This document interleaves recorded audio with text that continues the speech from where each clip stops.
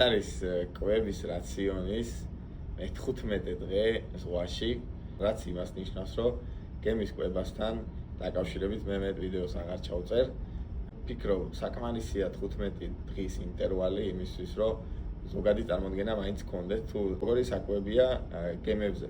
ვფიქრობ, ამ 15 ვიდეოთი სრულიად ამომწურავად გაჩვენეთ სხვადასხვა დღის ყველა საკვები, რაც გემზე გვაქვს ხოლმე. ესე ლამაზად გაქენდა დღეს.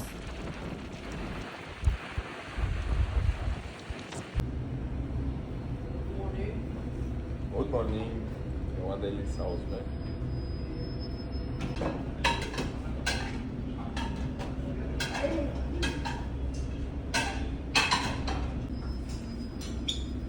עכשיו 15 დღის